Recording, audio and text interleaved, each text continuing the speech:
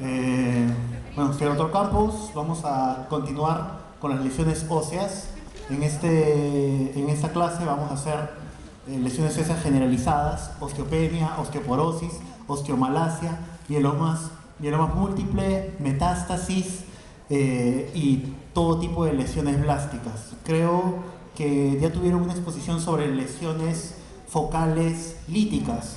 Ya hicieron osteosarcoma, ya hicieron quiste óseo, ya hicieron las más comunes líticas. Entonces, aparte de hacer todas las generalizadas, vamos a hacer también lesiones óseas focales blásticas y generalizadas blásticas.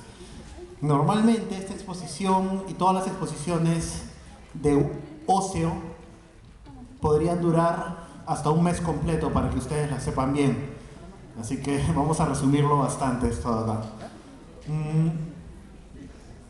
Vamos a hacer un poquito osteopenia y osteoporosis. Uno de los hallazgos más comunes en la radiología es un incremento de la radiolucencia del hueso, es decir, el hueso está menos denso. Es un término preferido en vez de desmineralización. Es un trabalengua. Porque tú no puedes medir específicamente la densidad del hueso en la densidad del mineral específico. La causa más común de la osteopenia es la osteoporosis, pero hay múltiples otras entidades.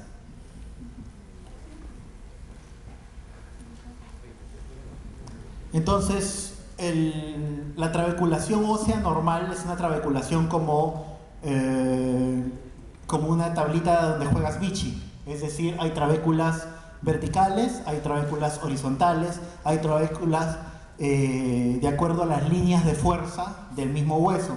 Sin embargo, esas trabeculaciones van disminuyéndose y solamente te quedas con las verticales cuando estás en una osteoporosis. Poquito a poquito van disminuyendo y solo te vas quedando con las verticales y con una disminución de la densidad. Entonces, por ejemplo, esta es una magnificación de una vértebra simplemente, ¿no? Vista en lateral. Y lo que vemos es que las líneas de fuerza... ¿Hay un puntero? ¿Alguien sabe si hay un puntero? No, ya no importa. Me voy a hacer que se come el vaso. Ok. Entonces, las líneas de fuerza son completamente verticales. Esta es una línea, esta es una línea, esta es una línea. Y la densidad del hueso en general está disminuido. ¿Cuáles son los diagnósticos diferenciales para una osteopenia? Son un montón. Desde los estados vasculares, deficiencias dietéticas, una osteoporosis idiopática que tenga que ver con un paciente pediátrico, congénito, como la osteogénesis imperfecta, toxicidad por consumo de alcohol o por una patología crónica hepática, y la mayor parte endocrinas o metabólicas. Entonces, hay muchas formas por las cuales uno pierde densidad en el hueso. El hecho de que la mayor parte de los que tengan osteopenia u osteoporosis tengan mayoría de edad, es decir, que sean adultos mayores, no significa que sean los únicos. Ustedes pueden tener un paciente de 30 años, 35 años que ya está teniendo signos de osteopenia o de osteoporosis, pero eso es porque él debe tener una enfermedad adicional que puede no ser lo que lo está llevando al hospital, pero es subyacente. Entonces, la historia clínica, para todas las lesiones, estoy seguro que también lo han dicho cuando hicieron lesiones focales óseas, para todas las lesiones óseas, para el diagnóstico de todas las lesiones óseas, es importante saber la edad del paciente y su historia clínica. Sin eso, no puedes sacar un buen diagnóstico. Ni siquiera anatomía patológica. Anatomía patológica, aparte de las láminas de una biopsia, ve las radiografías e inclusive espera que el radiólogo dé su información, su informe de la placa para recién ellos emitir un diagnóstico. En dos casos, la radiología y la patología compiten porque tienen sensibilidades similares y pueden ser complementarias o pueden ser opuestas, que es lesiones óseas y mama, o sea, mamografías. Esos son los dos métodos en los cuales la patología y la radiología se golpean en cuanto a diagnósticos. Entonces, ¿qué es lo que pasa en una osteopenia? Cuando tienes una osteopenia, tienes una disminución de las trabeculaciones, tienes una disminución de la fuerza de las estructuras óseas. Y lo que hace es que como el esqueleto axial, ¿no?, es el que soporta todo el peso del cuerpo, el esqueleto poco a poco va comprimiéndose. Y lo que estás comprimiendo no es específicamente hueso contra hueso. Ahí tienes tienes los discos intervertebrales. Los discos intervertebrales comienzan a ser presionados y comienzas a tener estos colapsos, los que están en el número 1 y en el número 3, donde hay una alteración de la morfología del cuerpo vertebral. Se ve mucho más pequeño, como si fuera una corbatita. Esto no es una fractura, esto no es una fractura por un trauma, esto no es una fractura por alguna lesión ósea subyacente. Eso es simplemente tu hueso no es lo suficientemente denso para soportar el peso de tu cuerpo, así que el peso se redistribuye en tus discos, y los discos, para intentar mantenerse, se comprimen contra el resto de carillas articulares, pero de las facetas, y te compresionan, te hacen una compresión.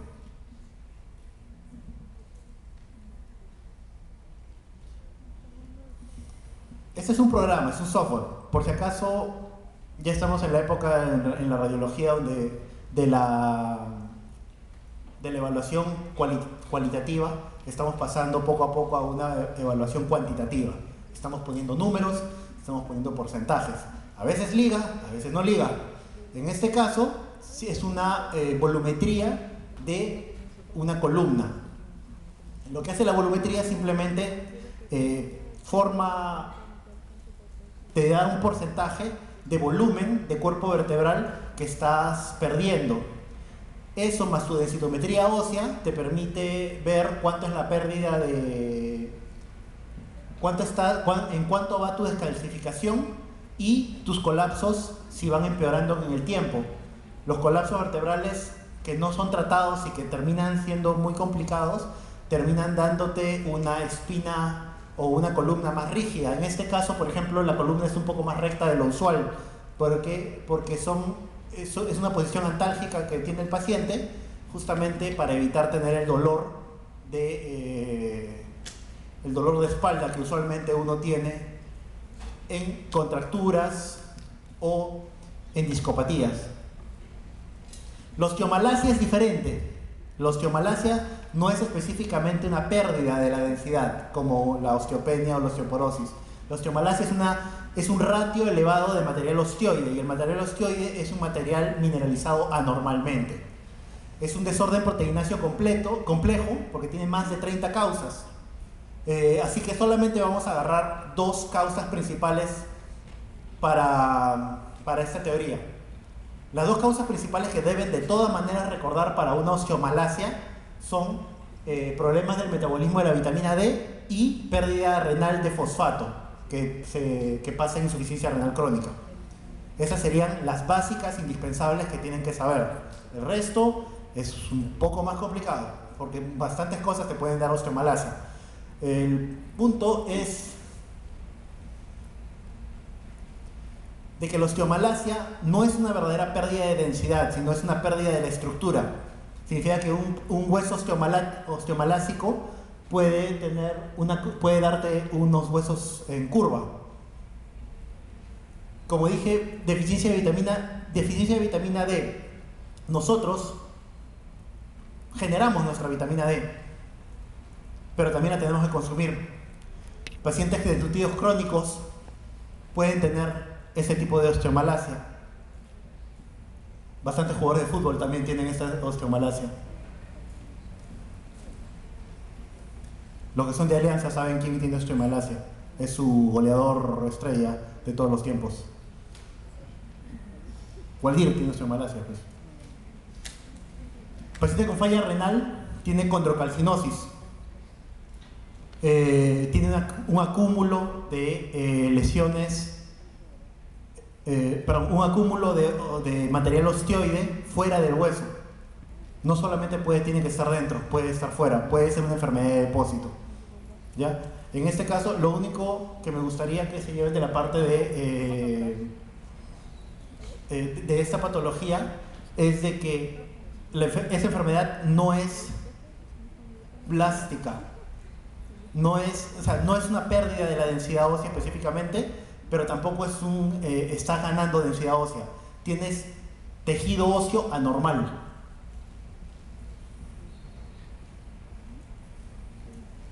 El mieloma múltiple, una neoplasia clonal de linfocitos B, cuenta por el 1% de las patologías malignas, el 10% de las patologías hematológicas malignas, así que es bueno de recordarlo.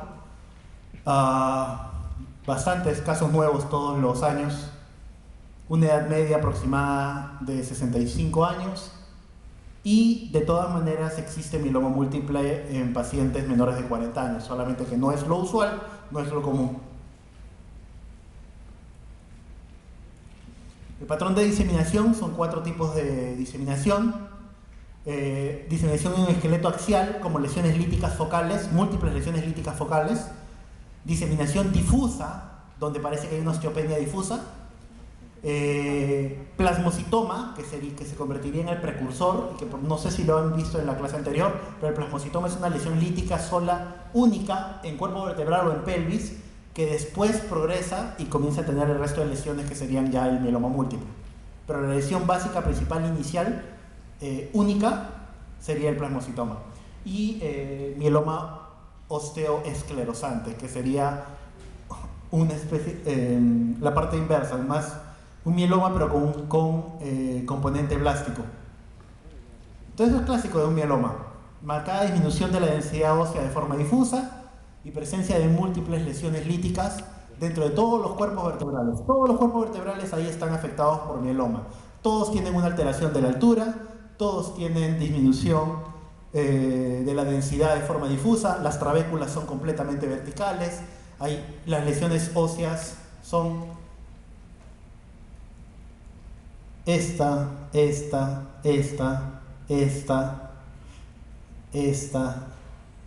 acá, este mouse no me sirve, esta. Entonces, todas estas lesiones líticas, todas esas son mieloma múltiple, pero aparte también tiene tremenda osteopenia. ¿Dónde más puede haber mieloma múltiple? Estaba en el gráfico, en la cabeza. Esa es una lesión de mieloma múltiple a nivel de la calota, ¿no? Una lesión lítica, expansiva, con ruptura de la cortical, con extensión a partes blandas. Es la definición exacta de una lesión maligna. Yo creo que de acá ustedes tienen que salir sabiendo específicamente, no tanto todas las patologías, sino cuándo una es maligna y cuándo una es benigna, porque con eso cambian bastante los diagnósticos. En el caso, lo más fácil para saber si algo es maligno o benigno es simplemente mira si rompió la cortical. Si rompió la cortical y se extendió a partes blandas, eso tiene 99.9% de chances que sea maligno. Salvo, de vez en cuando, tienes infecciones que hacen eso. Ese es otro mieloma múltiple a nivel del fémur proximal. No sé, no, sí se ve bien, ¿no? Todo esto acá es una lesión lítica, ¿no? Hay una tremenda disminución. Y acá también hay un montón de otras lesiones líticas.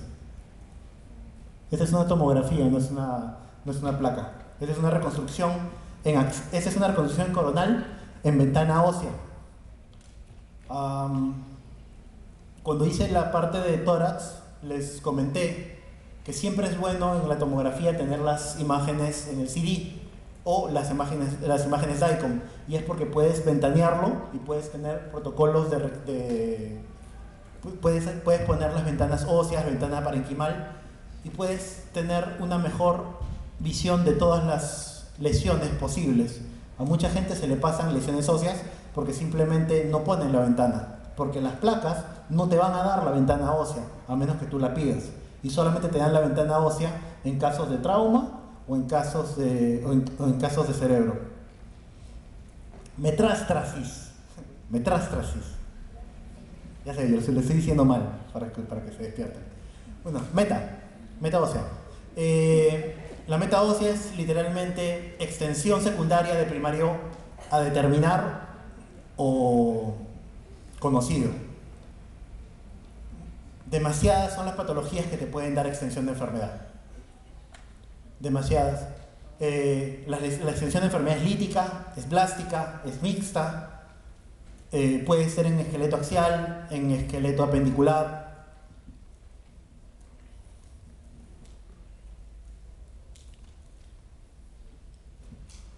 Ese es un ejemplo. Los principales cánceres que tenemos en la vida diaria: mama, cervix, próstata, estómago, ¿no? Y de ahí vienen las patologías hematológicas, linfoma, ¿no? Más o menos eso es el grupo más fuerte de neoplasias, las más usuales. Casi todas ellas tienen extensión a óseo, extensión a hueso. En el caso de la próstata y de la mama, las lesiones pueden ser líticas, pueden ser blásticas, pueden ser mixtas. Pueden estar en un solo lugar, pueden estar pueden estar extendidas por todo el cuerpo. Dentro de los diferenciales de las lesiones osteoblásticas en mayores de 40 años, próstata y mama son las más frecuentes, menos frecuencia el cáncer de pulmón, el linfoma y el tumor carcinoide. Lesiones líticas en mama pueden volverse escleróticas por respuesta al tratamiento o también porque ellas mismas comenzaron siendo blásticas. En este caso,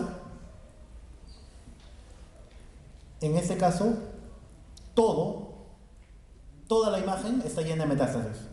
No hay una sola parte de ese hueso que esté normal. Todo lo que está incrementado de densidad, todo esto de acá es meta, es extensión. Todo esto es extensión. Todo esto es extensión. Todo esto es extensión. No hay un solo hueso que no esté con extensión. Todo lo que está pasando en el mouse literalmente tiene extensión de enfermedad. Un ejemplo un poquito más claro. Acá tenemos lesiones mixtas, lesiones líticas y blásticas al mismo tiempo. Las lesiones blásticas, por ejemplo la que está en S1, completamente densa, ¿no? Un incremento de densidad, y las lesiones un poco más líticas, las que están en 5, 4, 3, 2. En L2, hacen que la vértebra sea un poquito más radiolucente, ¿no? Entonces son lesiones secundarias. Esto creo que era un enema de mama o de próstata.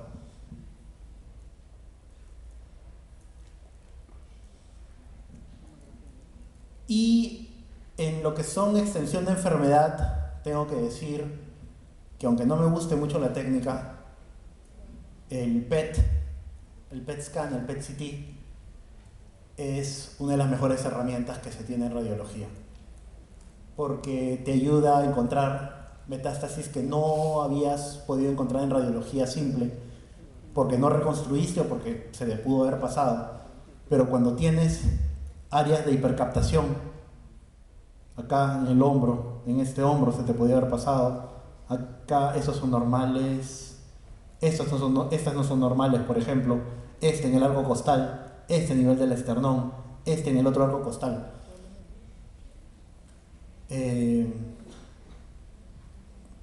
Para hacer extensión de enfermedad ósea, siempre es bueno hacerse un PET. En este caso, esta es una fusión, este es un PET-CT. Es una función de PET, es una función del PET con una tomografía, y lo que nos están dando en esa imagen de mayor color es un foco de hipercaptación de 18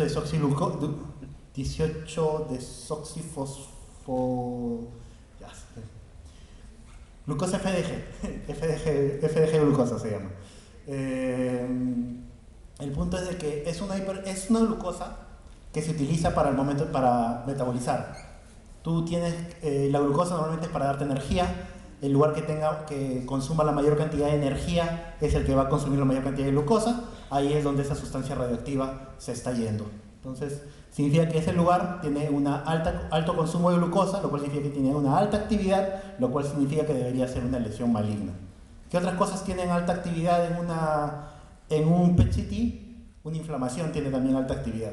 Por eso es de que es una excelente herramienta, pero como dije, la técnica no me gusta tanto porque